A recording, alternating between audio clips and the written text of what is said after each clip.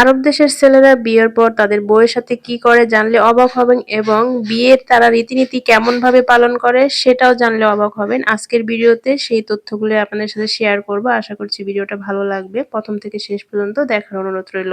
প্রথমে আরব দেশের বিয়ের রীতিনীতি সম্পর্কে জানাচ্ছি। আরব দেশে যখন একটা মেয়ের সঙ্গে ছেলের বিয়ে ঠিক হয় তখন কিন্তু তারা আত্মীয়র মধ্যে বিয়েটা ঠিক করার চেষ্টা করে। দূর দেশে বা দূরের আত্মীয় কিন্তু তারা খুবই কম পছন্দ করে। আরব দেশের মানুষ মনে করে বিয়ের মতো একটা সুন্দর সুসম্পর্ক আত্মীয়র মধ্যেই করা উত্তম এবং আত্মীয়র মধ্যে করলে সেটা চেনা জানা পরিচিত সবকিছুই থাকে, যার জন্য মেয়ে এবং ছেলে দুজনেই সুখে থাকে। যার জন্য আরব দেশের বিয়ের সম্বন্ধ বা বিয়ে হয় কিন্তু নিজেদের আত্মীয়র মধ্যে। 90% না 95%ই কিন্তু আত্মীয়র মধ্যে বিয়ে হয়, আর 5% কিন্তু হয় দূর দূরান্তে।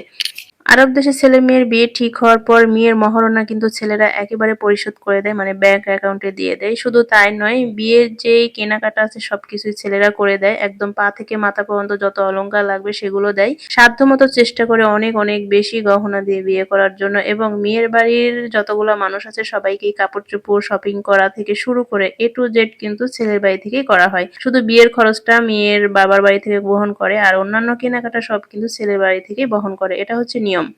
আর বিয়ের দিন মেয়ের বাড়ির থেকে এলাহি আয়োজন থাকে ছেলে পক্ষের জন্য। আরো অন্যান্য আত্মীয় স্বজন যাদেরকে দাওয়াত করে তারা তো নিজেদের আত্মীয় সবাই, সেই জন্যই আরো মূলত অনেক বেশি খাবারের আয়োজন করে।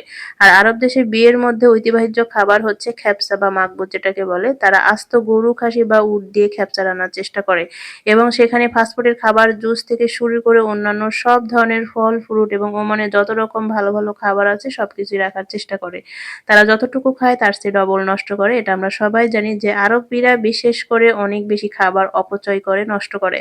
বিয়ে সম্পন্ন হওয়ার পর সরাসরি চলে যাবে তারা হানিমুনে। যে কোনো বড় বড় দেশে হানিমুন করতে যাবে। হানিমুন শেষ করে তারা আসবে। আর সবচেয়ে বড় কথা হলো বিয়ের পর একটা হাজবেন্ড স্ত্রীকে যতটা সম্মান দেওয়া উচিত তার চেয়ে অনেক অনেক দ্বিগুণ বেশি সম্মান দিয়ে থাকে আরবি পুরুষরা। আরবি পুরুষরা বউকে অনেক বেশি মূল্য দিয়ে থাকে, তাদের কথায় উঠে বসে, এবং বউয়েরাও অনেক বেশি হাজবেন্ডকে মানে সম্মান দেয় বা হচ্ছে রেসপেক্ট করে। তো আমাদের বাংলাদেশে যেমনটা করে থাকে ওইরকমটা যদি হইতো তাহলে আরব দেশের ঘরে ঘরেও কিন্তু ডিভোর্সের অভাব থাকতো না। বিশেষ করে আরবিরা বউদেরকে অনেক বেশি ভালোবাসে এবং অনেক বেশি সম্মান রেসপেক্ট করে, সেরকমটা কিন্তু বউয়েরাও করে স্বামীদেরকে রেসপেক্ট, যার জন্য তাদের সংসার আজীবন টিকে থাকে। আরবির ঘরে যারা বউ হয়ে যায় তারা বুড়ি হয়ে গেলেও তাদের হাজবেন্ডদের কাছে তাদের অনেক বেশি সম্মান থাকে। তাদেরকে নিয়ে ঘুরতে যাওয়া, তাদেরকে শপিং করা, তাদেরকে এক্সট্রা করে সময় দেওয়া, তাদের প্রয়োজন অপ্রয়োজনে তাদের পাশে থাকা, সুখ দুঃখে তাদের পাশে থাকা, সবটাই করে আরবি পুরুষরা।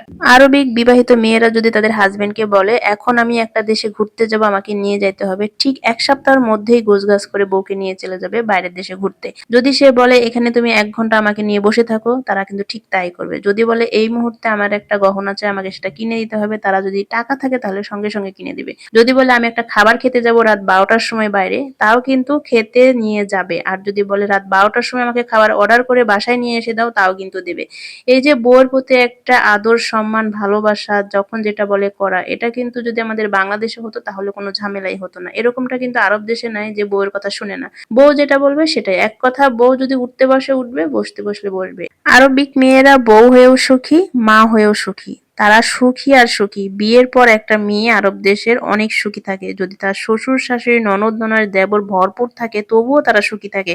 কারণ ননদের ভালোবাসা, দেবর শ্বশুর শাশুড়ি সবার ভালোবাসা পায়, সবাই তাকে সম্মান করে। আর আমাদের বাংলাদেশের ননদ ননদ দেবর ভাসুর থাকলে সেই সংসারে একটা মেয়ে সংসার করে খাওয়াই মুশকিল হয়ে যায়, সেই সংসার খুবই কম টিকে। আর যারা একা একা সংসার করে তাদের সংসার কোনো রকমে টিকে থাকে, তারপরেও কিন্তু অনেক সংসার নষ্ট হয়ে যায়। এই যে আরব দেশের মেয়েরা বিয়ের পর তার শ্বশুর বাড়িতে এত সুখে থাকে, তার কারণ হচ্ছে স্বামী। স্বামী যদি ভালো থাকে তাহলে অন্য কেউ চোখ তুলে কথা বলা তো দূরের থাক, সাহসও পাবে না কটু কথা বলার। স্বামী ভালো তো সব ভালো। আরবিক পুরুষরা বউদেরকে অনেক বেশি সম্মান করে, ভালোবাসে, তাদেরকে অনেক যত্ন করে, এই জন্যই পরিবারের সবাই তাকেও যত্ন করে। আরেকটা কথা, বউকে ভালোবাসে যত্ন করে বলে বিধায় যে পরিবারের অন্য কাউকে যত্ন করে না, ভালোবাসে না, সম্মান করে না, এটা একদমই ভুল। বোন, ভাই, মা, বাবা যে কেউ থাকুক না কেন সবার প্রতি সবার যেরকম ভালোবাসা থাকা থাকা উচিত, সেরকম ভালোবাসাটাই কিন্তু পুরুষ মানুষের থাকে। আর এই জন্যই বললাম তো যে বউ হয়েও সুখী, মা হয়েও সুখী। আর এই সুখটা কিন্তু তাদের সারা জীবনেই থাকে, অনেক বেশি সম্মান পায়, বুড়ি হয়ে গেলেও অনেক বেশি সম্মান পায় তারা ছেলে মেয়েদের কাছ থেকে। এভাবেই তাদের রীতিনীতি চলে আসতেছে। আর আরব দেশের প্রত্যেকটা ঘরে ঘরেই মনে হয় যে জান্নাত, আল্লাহ তাআলার রহমত অনেক বেশি থাকে। কেন থাকে যায় না, শুধুমাত্র আমি এটাই মনে করি যে যেখানে সবার সম্মান থাকে সেইখানে রহমত থাকবে, এটাই স্বাভাবিক। আর আমাদের বাংলাদেশে ঘরে একজনের সম্মান থাকলে আরেকজন থাকে না, হিংসা, ঝগড়াঝাটি, মারামারি, কাটাকাটি, সম্মান তো দেয়ই না বয়স্কদের, যার জন্যই কিন্তু রহমত এমনিতেই ঘর থেকে বের হয়ে যায়, রহমত নষ্ট হয়ে যায়, শান্তিও নষ্ট হয়ে যায়। তাহলে বুঝলেন তো আরব দেশের ছেলেরা বিয়ের পর বউদেরকে কি করে, আদর করে, সম্মান করে, ভালোবাসে, রেসপেক্ট করে। আপনারাও করবেন, দেখবেন আপনাদেরও সংসার টিকে থাকবে। মানে আমাদের বাংলাদেশি ভাইদের কথা বলতেছি। আরব দেশের পুরুষ মানুষের মতো বউদেরকে সম্মান, রেসপেক্ট করলে আপনারাও ভালো থাকতে পারবেন সংসার নিয়ে।